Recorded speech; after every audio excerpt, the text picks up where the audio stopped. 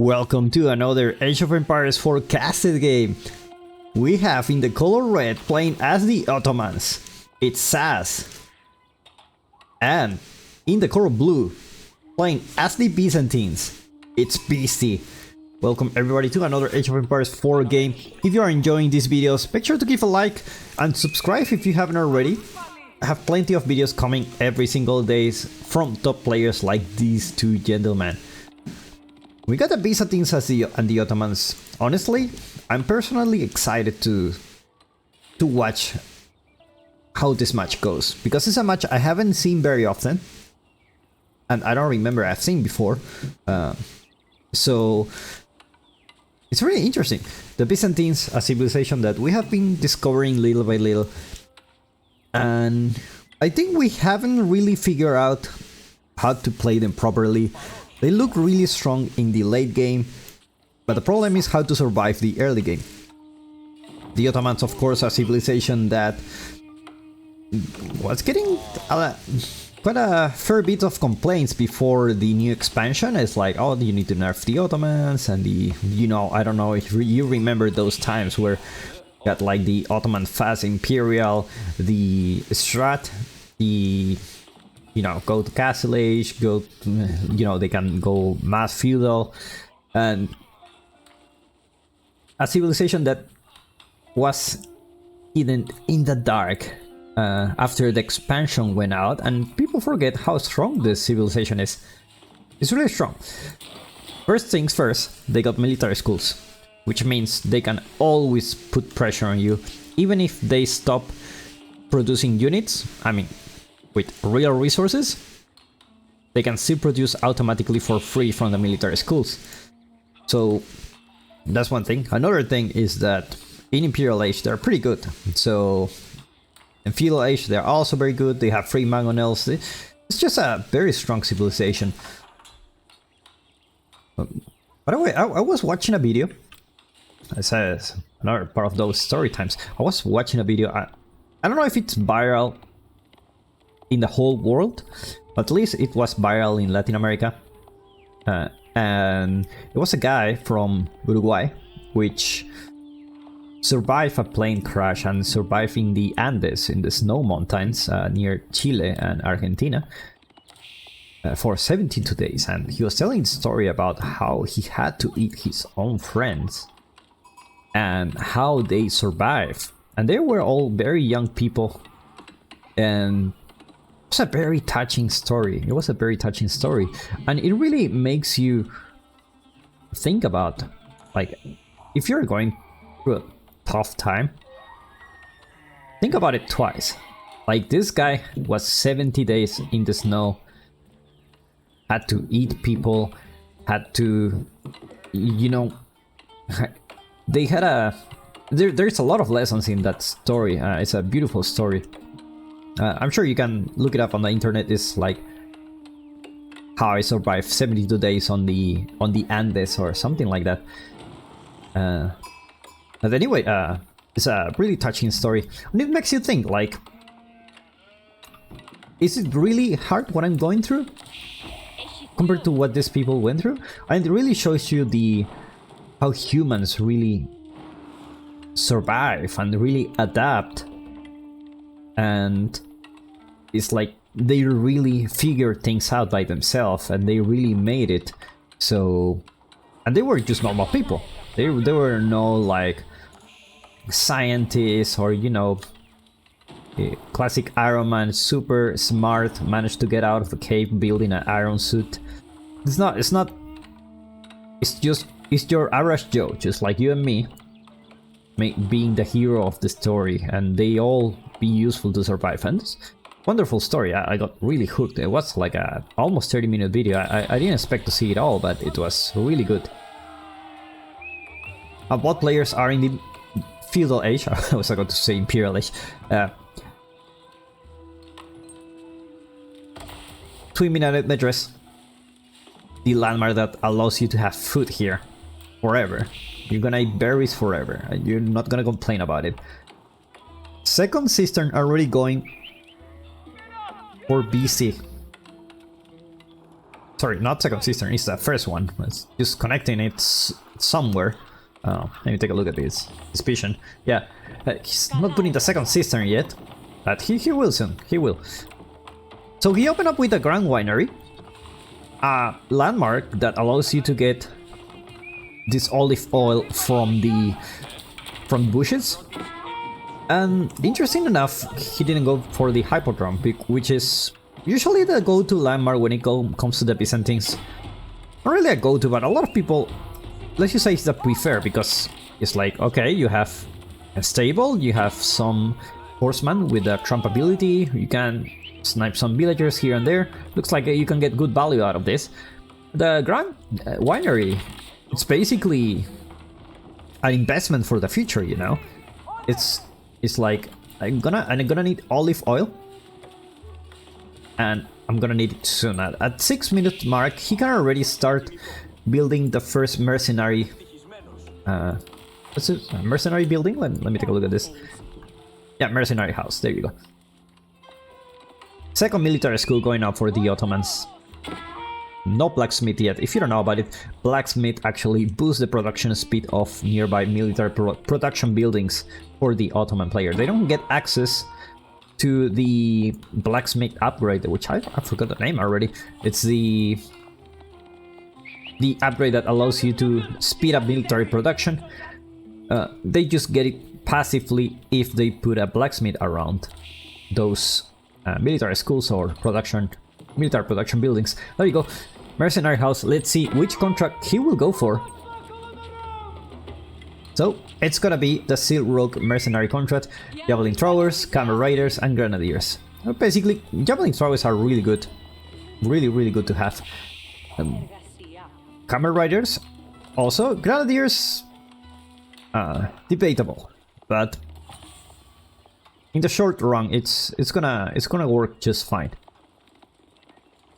BC defending with only 3 archers. That's all he needs. It's only spearmen out there, but not gonna be long enough until we see Sipahi joining the field. It's gonna be 2 of them coming for free from the military schools, and we see the second cistern already being built, third cistern being built. It's gonna boost the economy. Remember, the cistern also boosts the economy of the villager. So depending on the influence, like 5, 10, 15, 20, 25% depending on the network level. So it's really an important upgrade you can have. That's not you should not underestimate that bonus. Anyway, SAS going for a very early castle age, actually. Only with a few units here from military schools. And just, you know, going for castle age, should be having a really good time. Already building those barracks to send those man-at-arms in the field. Is he already going with his army to his base? Check. What's up, buddy?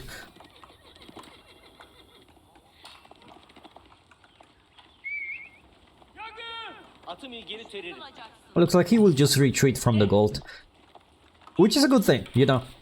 When you're aging up, the most precious resource you need is the gold, because when you age up, you want to get your upgrades, and those upgrades are not free, unless you're a daily.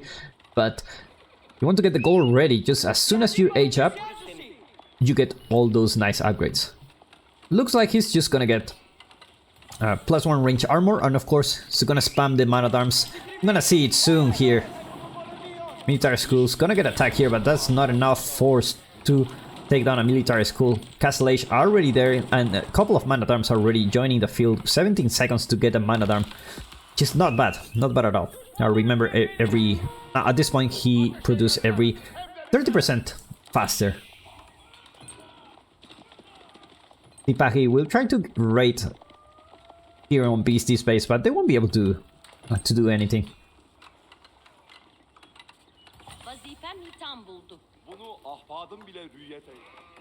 Now this is where when you play the Ottomans, it starts getting a little bit annoying, because let's just say your economy is not that great, so you really need to cause some damage with your military units in order to justify all your expenses into 2 military schools, you know. basically your free siege that you get from here, and it's hard to scale. You might be thinking about getting a second TC as well if you want. I think I'm gonna go back to the Ottomans. I've been playing a lot of Order of the Dragon games. I kind of like them, but it feels to me that they are very slow, very slow, and I feel I cannot catch the right tempo on the fight. So I might as well give a try to the Ottoman as well. It's a really good civilization. BC also aging up on his side. It's gonna be the Golden Horn Tower to get those 3 military units. Already sitting on a level 3 cistern. I'm gonna put a level 4 soon. Meanwhile, if I manage to get a couple of villagers here.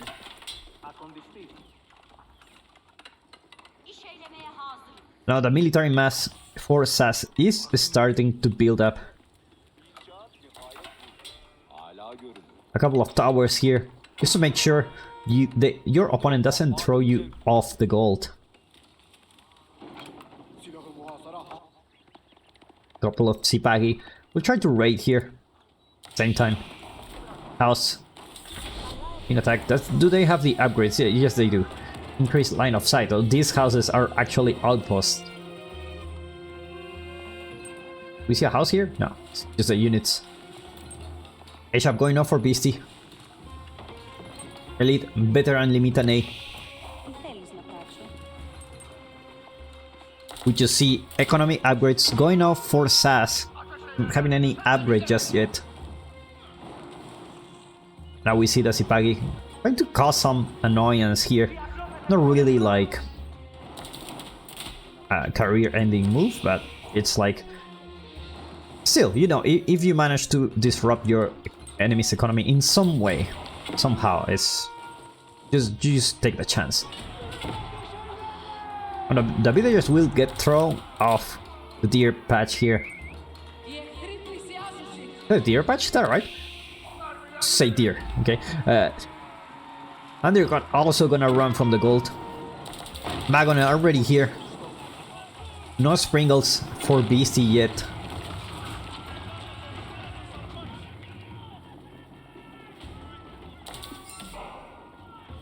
This is a point where the Ottomans start getting a little bit scary.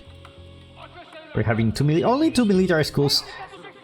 Only like he can get like a couple more production buildings, and everything will start like flowing. Just having a bunch of, you know, a bunch of units here. No need to go for like a.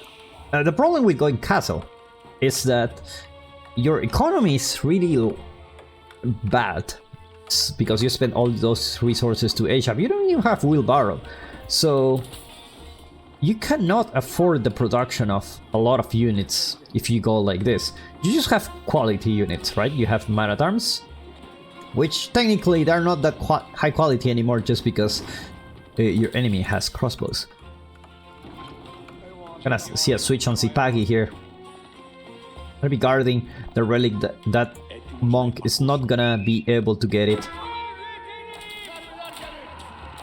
Meanwhile, BC already with 3 relics. Where's the monastery? Take a look at this. Oh, it is here. So the relics for BC will actually generate oil, which is great if you wanna create mercenary units.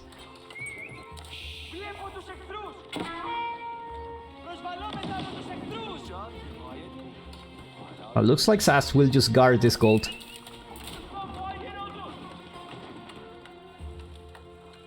Third military school already there. Fourth military school also gonna be arriving soon for SAS. BC this time guarding this relic with 3 spearmen. Gonna be able to get his 3rd relic back home. SAS monk only gonna be finding the Limitan A here. Looks like we have one of the first encounters of the game. Fortunately, he leaves empty-handed. They still have the chance to get this relic. It looks like he's gonna get it. And another one nearby his base. I'm pretty sure his SAS is gonna get it. Meanwhile, that's capturing sacred sites. Take a look at Beastie's base now. He's building a very big army. 15 crossbows, 16 javelin throwers, 7 limitane, 7 archers. A little bit of everything. What the hell is this? Ah, Varangian Guard. And, of course, the Camel Rider. Now he's having almost 400 olive oil a minute, which means every 1 minute and something he can deploy more mercenary units, which is great. So which one will be better? Is it gonna be the military schools, or is it gonna be the mercenary houses? What is better? Let me know in the comments if you think which one is better, having olive oil or having like military schools working for you. This, in a way, it's a passive way to get units, right? And bot players are getting units passively. They're not expending resources for it. I mean, technically, they're spending oil, but it's something you will get anyway if you go for a farm transition. Look at the villagers actually getting buffed by the Akritoi. Increase armor and damage. How much? 3 damage each villager. These are strong villagers. Strong villagers. These are the strong boys.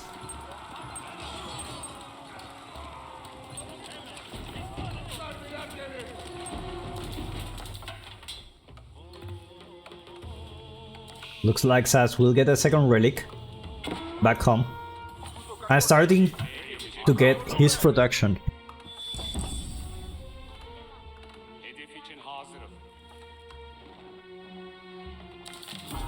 Sacred site is gonna be captured in the south. Meanwhile, BC focusing on his olive oil. I guess like he have enough for now. 500 a minute. That's great because, you know, these schools take 37 seconds to produce a unit. So technically, every minute you can have 5 units, which is great. You can already see the military count Beastie already having 72 military units. It's a mix of everything. That's the problem with dealing with the Byzantines, is that they just get whatever. You cannot really predict what they're gonna use. Classic spearman without upgrades. Now the Camel Riders are here. They're gonna get melted. Now the Camel Riders don't have much armor. Have good damage, but they're very squishy.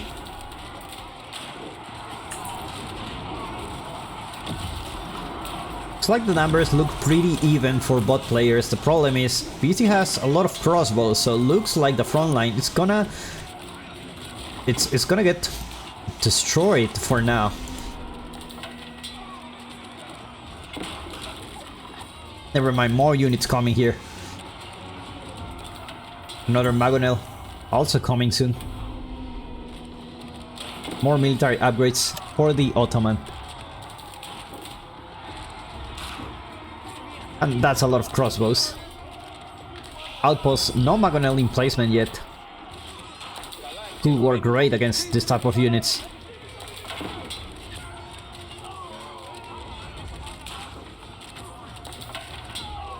Meanwhile, more units coming for SAS. And this is where it gets very scary with the Ottomans. Look at the production here. Take a look at his production. 4 military schools, 3 barracks, 3 stables, 3 archery range. It's just nuts. And they all build really fast because they're the Ottomans. SAS keep pushing.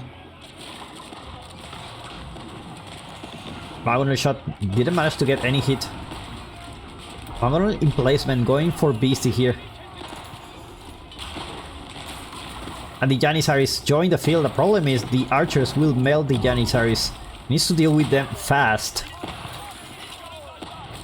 And now the Magonel. The Magonel shot will come soon. Just a few seconds. There you go. Magonel shots.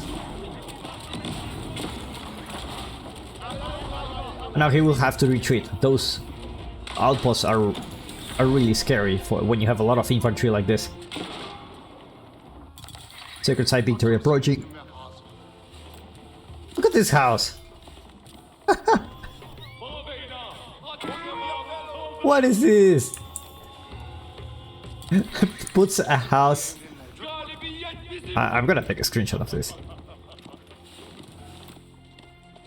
Is this your house?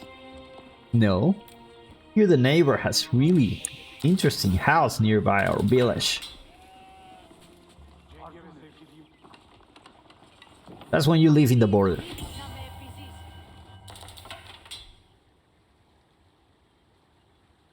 Looks like this outpost will get fortified. Meanwhile, Sas building more and more units. I've tried to find some villagers with a Tipahi and a turn around, but looks like this wall is already finished, so he's gonna go empty-handed. Starting to build more military, more man-at-arms, more crossbows. Meanwhile, Beastie, more javelin throwers, more Varangian guards. Gonna destroy those houses. Remember, these are actually give vision. So if you destroy those, like, it's actually more than just destroying a house. It's like taking down an outpost, and he's just putting houses everywhere. The new outpost.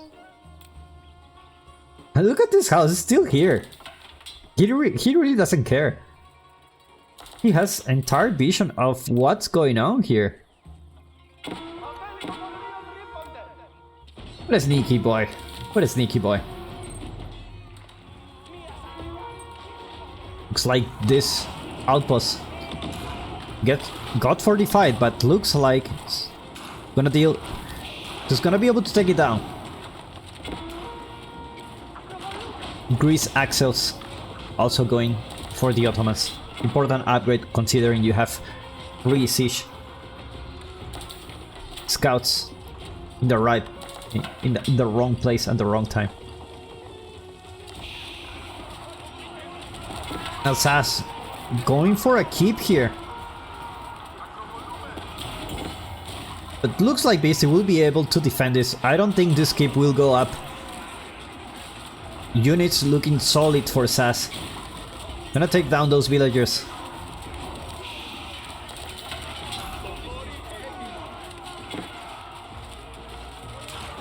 In the meantime, also Sacred Victory approaching for Sas. Unfortunately, only 1 villager left. The keep not gonna be built. Is he gonna pull more villagers? It's not. Just gonna leave it here, you know? It's like part of the history. A keep that wasn't being built.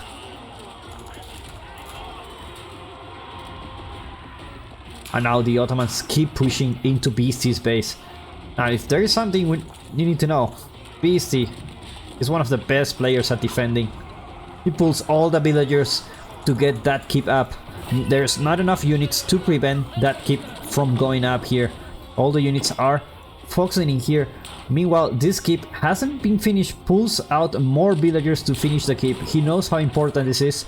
His production is here. If he gets a keep here, his production will get damaged. And a keep goes up. It's gonna protect the olive oil. It looks like this keep will also go up, sending everyone here. And the keep gets finished soon.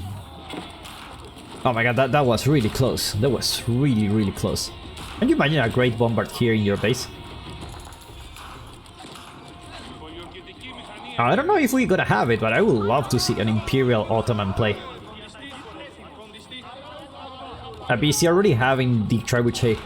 Gonna be able to deal with the keep slow but steady.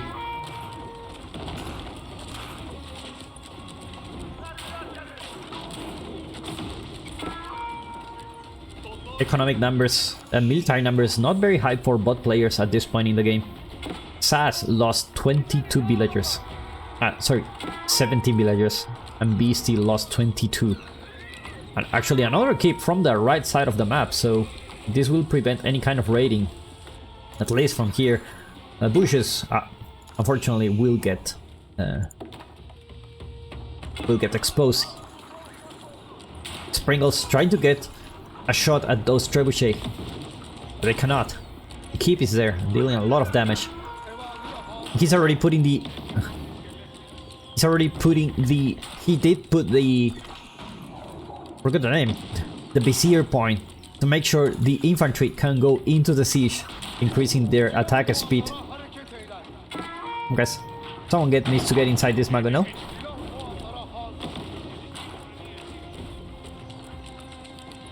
Four minutes for Sacred Victory approaching. Meanwhile, the house still here. Couple of houses, actually. You see where the farm transition is. And Sacred Site gonna be the capture here. Only 4 minutes left. I will, if I were SAS, I would put some efforts into defending this now. Just because you have 4 minutes. And technically, Sacred Site victory is still doable for you. Military numbers don't look too bad for you. Oh no, the villagers gonna go down. Both players in equal number of villagers at this point in the game is very surprising. Looks like SAS managed to stop that Camel Raider from capturing the Sacred Site. I'm gonna put another outpost here. Problem is he lost his keep. Production is gonna go down for Beastie. Walls are coming in the north side of the map. Meanwhile, there is no farm transition yet for SAS, which is it's really hard when you don't have that many villagers. So still, only 10 farms so far.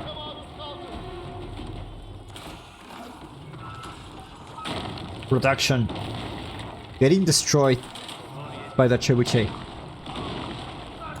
Look at that trebuchet. Probably doing a lot of damage.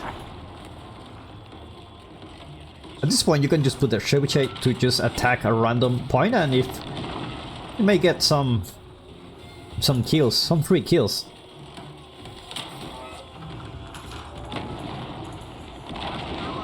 More production going down. Or he will build more in the future. Let's take a look at the production of Beastie. Only 2 archery range, 2 barracks, 2 mercenary houses. Not the best. Compared to his opponent, he's sitting on 4 military schools, 3 barracks, 3 stables, 3 archery range. So naturally he's gonna have more reinforcements than him. Now that's a lot of olive oil. That's a lot of olive oil. Now the good thing is you don't need to worry about the farm transition here. I already have 40 olive oil. We're pretty good to go. The problem is how you go Imperial when you have your opponent in your base trying to kill you. Have to keep building units, and you need to win some fights. Let's check the Ottoman base. Well, the previous base, classic Ottoman base, looks super messy. Not surprising at all. More Sipagi. Here, they're gonna get debuffed by those camels. And the problem is you have so many trebuchet. In the meantime, 2 minutes for a Sacred Victory. But the trebuchet will tank the damage.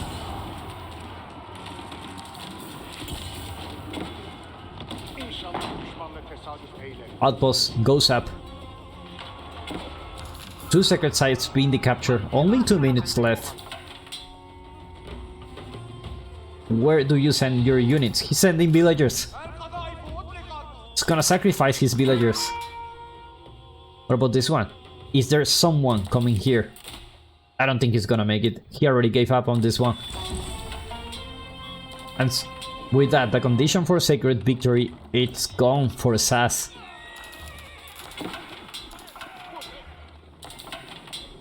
Now more trebuchet on the field. Is he creating trebuchet from this? It's not.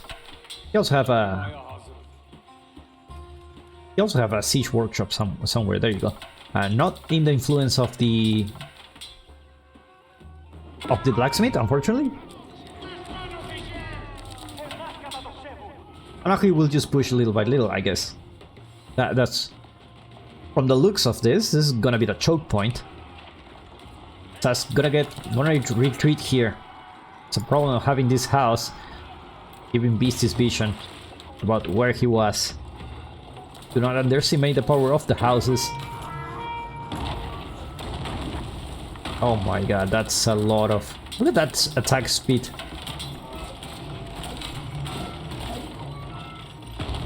Oh my god. They attack so fast. But also, Beastie having also 4 trebuchet for himself. And actually having 3 sprinkles there. That's the battle of the trebuchet.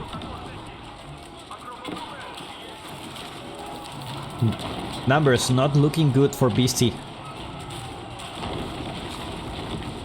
Looks like the keep will go down. Now the Byzantines are back with the military.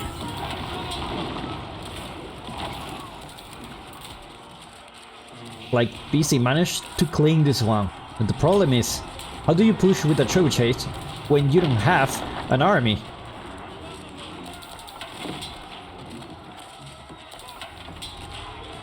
And all the trebuchets are gone. That's a huge army. And SAS, living with only 30 military units, taps out. Beastie showing the power of the passive unit production here for the Byzantines.